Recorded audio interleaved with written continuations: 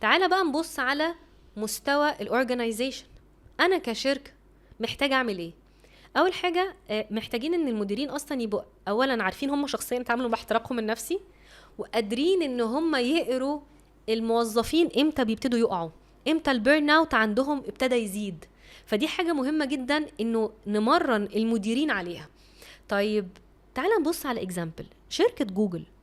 جوجل المتطلبات فيها كتكنولوجي كومباني كتيره وسريعه، التغيرات فيها سريعه، ومحتاج ان الموظفين يبقوا اليرت طول الوقت، ومحتاجين ان هم يبقوا كونكتد، او الكالتشر زي ما قلنا الاولويز اون شغالين بشكل كبير اغلب الوقت.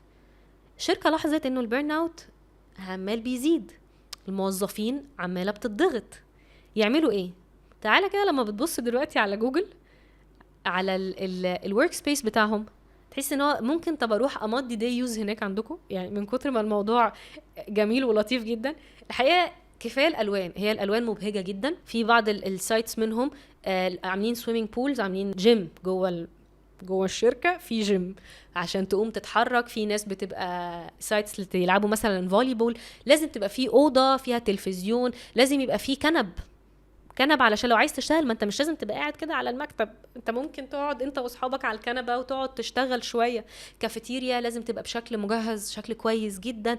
دايما هتلاقي فيه كلتشر بتاعت انه قوم اتحرك، قوم العب، قوم غير جو. دي كلها اتعملت ليه؟ حتى لما كانوا بيروحوا للديزاينرز بيقولوا لهم مش لازم حاجات سبيسيفيك، بس احنا عايزين نخلي المكان ده افضل مكان ممكن حد يشتغل فيه. وده اللي فعلا عملوه ضمن حاجات كتير علشان يمنعوا او يقللوا من البيرن اوت. يعني اول حاجه عملوها انه يخلوا السايت نفسه بيئه مناسبه ان البني ادم قادر يتحرك فيها بشكل يلاقي فيها احتياجاته، حتى في النص انه يعوز يفصل زي ما كنا بنقول. تاني حاجه ابتدوا يدوا تريننجز، ودي حاجه مهمه قوي الشركات انفست فيها. تريننجز ستريس مانجمنت تكنيكس، ازاي اتعامل مع الستريس، ازاي ايه اليات التاقلم، طب امتى الاحظ ان انا مضغوط، طب ازاي اعرف اتصرف، طب ازاي احمي نفسي اصلا. فالتريننجز كانت من الحاجات المهمه. تالت حاجه بتفرق برضو قوي انه في فيدباك رايحه وجايه، ان احنا بنعمل حاجات وبنشوف الامبلويز اخبارهم ايه.